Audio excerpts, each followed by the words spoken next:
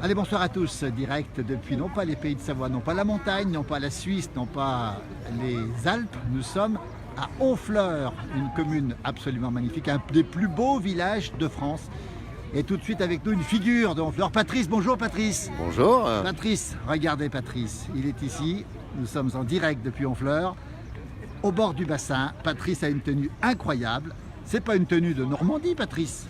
Non, c'est une tenue celte. Tous les Celtes portaient plus ou moins le kilt, et que vous repreniez tous les Anglois qui, eux, l'ont porté aussi, se sont attribués la partie tout ce qui est Écosse. Voilà, on a fait beaucoup d'échanges. La Normandie est bien connue pour avoir supporté, et particulièrement les Français, avoir aidé les Stuarts, voilà, Les Stuarts, à virer les Anglais d'Écosse. Déjà, beaucoup de gens qui nous suivent, qui nous regardent en direct. On est à Honfleur, on le rappelle ici, le soleil se couche, il fait encore jour ici sur Honfleur. Vous avez des origines du sang savoyard, Patrice, dans Et les oui, veines. mon nom en effet de Rogemont ont été des petites terres en pays de Gex. Ça remonte à l'an 1034, voilà, avec pas mal de creux dans l'arbre généalogique, mais on reconstitue gentiment. Et j'ai toujours de la famille, en effet, sur Genève. Allez, on salue ceux qui nous regardent. Tiens, du Voilà. côté de la Gève, du côté de la Giette aussi. Regardez ce monsieur Patrice.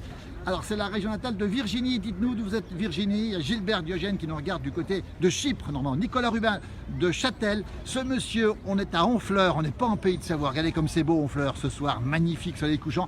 On dit que c'est le plus beau port de pêche de France. On veut bien le croire. Bonjour du 59. Ce monsieur est en kilt nuit et jour, Patrice.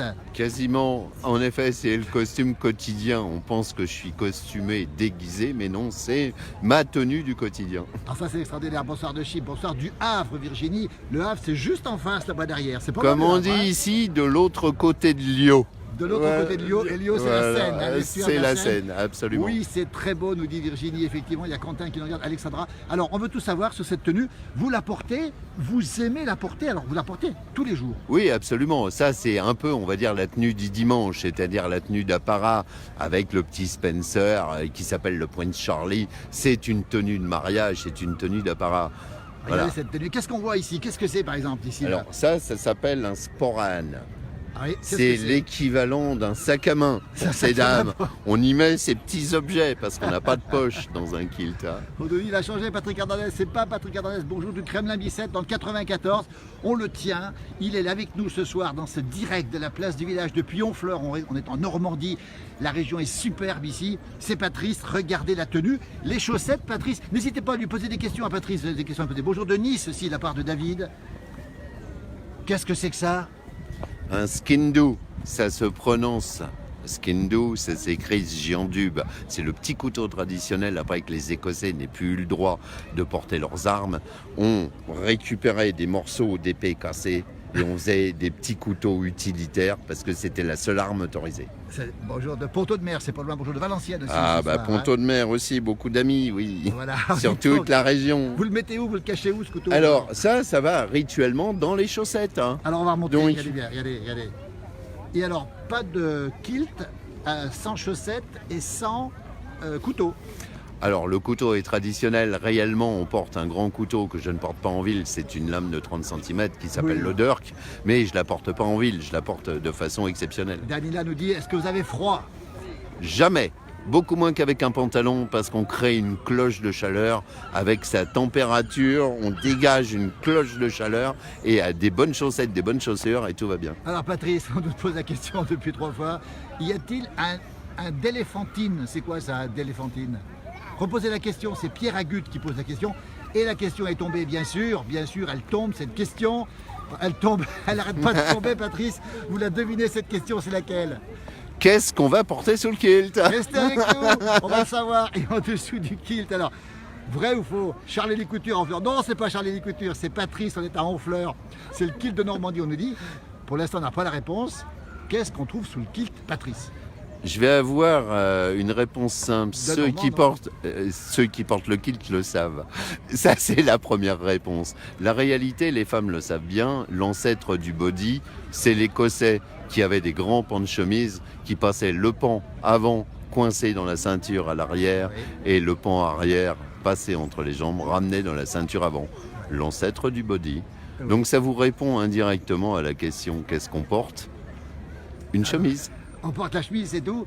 Alors, ça veut dire que pas de courant d'air, vous l'avez dit tout à l'heure, confortable. Très pas de confortable. transpiration non plus. Alors, l'air chaud sous les valseuses, nous dit David. C'est Un peu trivial. un peu trivial, David, on va l'avouer. Mais ça veut dire que c'est tout confort, c'est ce que vous dites. Quand vous l'essayez, vous l'adoptez. When you try it, you adopt it. Ça, c'est les Anglais qui le disent. Absolument. Alors, quand il y a du vent, par exemple, on me pose la question aussi, C'est lesté un kilt. c'est Les, lesté. les pans sont lestés. Alors, on va montrer un petit peu le kilt, là. on porte un kilt pin. Ah, il est lesté avec C'est ça, de alors. l'étain, ça leste le pan. Lucie est coquine, on peut voir, nous dit Lucie. Patrice, qu'est-ce que vous lui répondez à Lucie? Rien. Rémi en Provence nous dit le prix, combien ça coûte? Alors, si on le fait fabriquer en Écosse, ça va aller de 300 à 500 euros suivant la qualité de laine choisie. Mais quand on veut démarrer, on peut trouver des commerces qui permettent d'avoir des kilts aux alentours de 60, 80, 90 euros ou même des kilts cuir aux alentours de 200, 300 euros. On peut réussir à trouver quelque chose. Ça dépend si on le porte de façon permanente Voilà, ou non, quoi. On repose la question, nous sommes à Honfleur ce soir. À Honfleur, on précise bien, le soleil n'est pas encore couché. On a le port de Honfleur, magnifique. On dit que c'est le plus beau port de France, un des plus beaux villages de France. Vous êtes trop beau, pas trop froid sous la jupe, on a déjà répondu non. Non. Et on nous demande aussi plein de questions. Alors, il y a une question aussi sur les chaussures qu'on voit ici, très particulières. Ce sont des chaussures, comment dire, tout à Ça fait... s'appelle des gillybrogs. Les gillybrogs étant les chaussures traditionnelles qui sont apparues au début du 19e siècle. C'est un héritage des anciennes peaux de phoque qui étaient lacées sur les chaussettes. Donc ça, c'est plus, on va dire, de l'apparat. Et la façon dont je les porte, c'est la façon de lassage des joueurs de bagpipes, donc de cornemuse. Alors, on nous dit « Oh les belles vacances », Daniel au féminin, on nous dit « Pas de poche », pas de poche. Pas de poche. C'est quoi la petite pochette devant? On nous dit. On C'est regarde le sur la pochette. sporane, c'est le fameux sac à main. C'est le sac à main des C'est le hommes, sac hein. à main qui permet d'y mettre ses petites affaires. Voilà, c'est quoi? Oh les belles bacchantes. Où est la cornemuse, nous dit Pascal. Très complexe. Je suis en apprentissage et je la sortirai quand j'estimerai réellement Pas ce maîtriser soir. l'instrument. Non. Vous présidez une association, vous n'êtes pas tout seul, hein, on va bien Absolument. le préciser. Kilt égale cornemuse, ou c'est un mythe? Marianne de Fontaine-Melon en Suisse. Est-ce que c'est un mythe, la cornemuse et le kilt, ça va ensemble ou pas? Alors ça va ensemble pour les joueurs de bagpipes, c'est évidemment tous les régiments écossais portent bien sûr le kilt, mais ça n'est pas une obligation de jouer de la cornemuse Voilà. pour avoir un kilt. Et le Marianne porter. me dit que l'église qui est derrière est magnifique. Elle sonne derrière. Là, c'est notre mairie, c'est la notre mairie. hôtel de ville qui À sonne. quel clan correspondent les motifs et couleurs de ce kilt? Emmanuel Jacquet, qui est un spécialiste peut-être. Les peaux de phoque, c'est pour le ski de randonnée, on nous donne le bonjour du Val d'Ost. Il y a plein de gens qui nous regardent. ce soir. C'est ça. Alors, à quel clan correspondent les motifs et les couleurs de ce kilt? On les voit les... Alors, je ne suis pas apparenté à une famille écossaise, donc je n'usurpe pas la couleur d'un clan. Je porte un tartan générique qui s'appelle Scotland Forever. Voilà. Alors on précise que vous portez la tenue du dimanche ici. La semaine, qu'est-ce que vous portez la semaine, Patrice? Working kilt, c'est-à-dire un kilt en tissu tout simple, de couleur, soit de couleur unie, mais c'est le gros pull, enfin voilà, des chapeaux type béret qui s'appellent des tam o' shanter. Voilà, ça va être beaucoup plus sobre, beaucoup plus simple, car je travaille aussi et mes clients, Alors, il faut au qu'ils travail, s'habituent. vous faites quoi? Qu'est-ce que vous faites, Patrice? J'ai plusieurs métiers, mais je suis dans le monde de la communication, entre autres. C'est Voilà. pour communiquer ou si c'est votre âme vous-même? Non, c'est un esprit, c'est une philosophie du quotidien. Y a-t-il des kilts pour aveugles? On pose la question, c'est Pierre Agut, je sais pas. Les lunettes font partie du costume ou pas? Les lunettes font partie du costume ou pas? Non, Non. pas nécessairement, c'est parce que je suis obligé d'en porter. Oui. Est-ce qu'il y a un jour où vous n'en portez pas, Patrice? Quand je suis obligé de monter sur des escabeaux. Alors regardez, on va faire un petit tour ici. On est à Honfleur, il y a plein de gens autour de nous en direct sur la place du village, sur le site Facebook. Il y a plein de gens. Regardez ce qui se passe autour de nous. Dites donc, combien de photos, Patrice? Combien de photos par jour? Combien de fois on vous prend par jour en photo? C'est très variable. Des journées comme celle-ci, ça va être 20, 30 fois. Ça va dépendre plus les photos volées de loin. Donc je ne saurais pas dire, mais à la limite, je me prête entre guillemets au jeu quand c'est demandé avec On vous gentillesse. a vu avec des enfants tout à l'heure. Oui, Yacine, oui, avec avec les très beau, enfants. nous dit Anne-Marie. Super, nous dit Funky.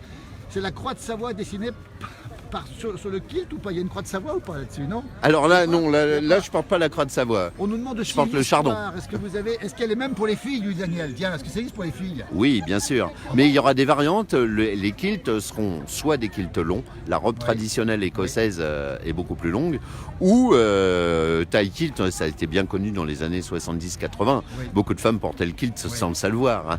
Alors, un conseil à ceux qui nous regardent, vous aimeriez qu'il y en ait davantage qui le portent finalement, vous? Ah bah ici, nous sommes en déclaration, en pré-déclaration d'un clan officiel auprès de la Kilt On rappelle, Society. on est à Honfleur, Voilà. ce soir, le soleil n'est pas couché encore. Bientôt, il y aura un clan de gens qui porteront le kilt ici sur Honfleur. On rappelle, vous voyez, le soleil se couche là-haut sur Honfleur, il fait encore grand jour ce soir. Bientôt un clan, vous en serez le président? Alors, pourquoi pas chef de clan, ça m'irait très bien en tant qu'initiateur du projet, mais c'est un travail collectif où nous déclarons nos couleurs. Oui. Nous sommes dans la recherche de notre logo en association, peut-être d'ailleurs avec les armes de ma famille, qui étaient en provenance du Pays de Gex. Michel Voilà. et Joël vous font un bisou du Pays de Gex. C'est gentil. La barbe, c'est une barbe écossaise, non? C'est pas une barbe écossaise? Alors oui, entre autres, c'est un des outils d'apparat en effet de l'Écosse, oui. Bookling nous donne un bonjour de Norrköping, c'est en Suède. Waouh. On peut voir la bague, merci. La bague, elle est où? Oh, la bague, regardez. Tiens, on va montrer le mes kilt. bagues, alors. mes Bougez bagues, pas. oui. On va montrer Mes le bagues. kilt de Patrice. Ici, nous sommes à Honfleur ce soir. Il y a beaucoup de gens qui regardent Patrice et qui apparemment l'admirent. On est devant l'hôtel de ville. Le soleil n'est pas encore couché. La bague, bonjour de Waterloo. C'est en Belgique. Alors on nous dit, est-ce que ça existe en jaune fluo aussi? Non, peut-être pas quand même. Non, Regardez les on va peut-être éviter. Alors les bagues, c'est quoi? On voit. Les bagues, c'est ma fantaisie personnelle, on va dire mon goût Bonsoir pour la du fleur de Luberon. lys. Bonsoir du Luberon. Voilà, mon goût pour la fleur de lys et pour les améthystes, d'où les couleurs de mon tartan. Bonjour de Salt Lake City, c'est le pays des Mormons aux États-Unis. Super look, nous dit Francky. Salut du Val d'Oise aussi, d'après Steph. Belle moustache, nous dit Patrick. Dites donc, vous plaisez à tout le monde. En réalité, qui n'aime pas le kilt, Patrice? Est-ce qu'il y en a qui Honnêtement, n'aiment pas? je sais pas. Ça serait peut-être par ignorance si on n'aime pas. Peut-être par ignorance, soit de l'histoire, soit par goût de fantaisie ou d'envie de retrouver cette espèce d'élégance. En bref, ce que je cherche à traduire aussi, c'est l'élégance masculine au travers de mes autres costumes qui sont aussi bien victoriens ou corsaires quand je suis en démonstration au Flores. Merci de votre sourire, nous dit Miss Mariade, et des réponses à donner. Et les supports chaussettes, on va les remontrer. Bonjour du 95. Est-ce que le kilt a un sens politique? Précisons des choses. Est-ce qu'il y a une idée derrière politique avec le kilt? Alors au niveau des indépendantistes, c'est bien évidemment après l'espèce de génocide culturel qui a été déclenché par les Anglais avec la dernière bataille de Culloden, oui, ça pourrait être une forme d'indépendantisme, mais aujourd'hui je crois que c'est surtout retrouver ses racines et être fier de ses racines. La classe, nous dit Ness. Virginie nous dit qu'elle n'est pas du tout mormon à Salt Lake City, elle est fromagère. Patrice nous dit vous êtes top, merci pour toutes ces explications données avec amour et votre passion. Un représentant du Pays de Gex en Écossais, en Normandie, je trouve ça géant. Bonjour de Thoiry, nous dit Emmanuel Jacquet. La semaine prochaine, Écosse, France en rugby. Pour Patrice. Ne l'oublions pas, très important. Patrice, alors vous êtes pour qui? Attention à la réponse. Hein. Ben là, je dois dire que je vais quand même supporter la France. Alors on nous pose plein de questions aussi. Est-ce qu'il manque les talons aiguilles? Il n'y a pas de talons aiguilles, on précise bien. Ah non, pas sur cette tenue-là. On portait éventuellement des chaussures plates et lacets qui ressemblaient à ça, mais qui étaient plus en effet peau de phoque. Et on n'a plus le droit, même les sporanes, on n'a même plus le droit d'utiliser la peau de phoque. Voilà, tout est dit. Il y a plein de questions sur le clan, sur les origines, etc., etc. Merci beaucoup. On va rappeler où on est. Un petit air de Jean Reno. Vous l'a dit déjà ça? Oh là! 5 à 10 fois par semaine. C'est pas vrai. Oui. Alors pas de parenté avec Jean Reno? Non, aucune parenté avec. Il est plus grand que moi d'ailleurs, en termes de taille. Voilà, merci Patrice. Alors on rappelle où nous sommes ce soir en direct depuis Honfleur. On rappelle que le soleil n'est pas couché. On dit que c'est un des plus beaux villages, un des plus beaux ports de pêche de France. On dit que c'est même le plus beau. Est-il fan de Braveheart de Mel Gibson? Oui, on aime bien. C'est une histoire un peu romancée. En effet, William Wallace fait partie, bien sûr, de toute cette histoire que l'on apprécie. Il y a Robert Bruce et il y en a beaucoup derrière, en effet. Voilà, Mireille me demande si moi j'ai essayé. Non, Mireille, je vais pas essayer encore. Mais il va maintenant. Il va essayer, c'est sûr. Essayer. On le laisse, son épouse arrive, il est en fin de journée, vous êtes à Honfleur jusqu'à quand? On est à Honfleur quelques jours encore, mais c'est simplement pour rencontrer les figures Demain, on ira peut-être du côté de Camembert, on ira peut-être de Livaro, Voilà. pour l'évêque, on aime bien ces endroits-là. Regardez le marché qui est derrière, bah, c'est Patrice qui l'a mis, ça s'appelle les hivernales, on aime bien ça, il y a des sapins. On y vend du Beaufort, vrai ou faux? Exact, on a insisté pour que la fondue soit présente. Hein. Merci infiniment au nom de tous celles et ceux qui nous regardent ce soir. Merci à tous. Le soleil se couche sur Honfleur, l'endroit est absolument magnifique. Patrice était extraordinaire. Tout sur le kilt avec Patrice, merci. Merci à vous. Patrice, merci. Bonsoir. Merci.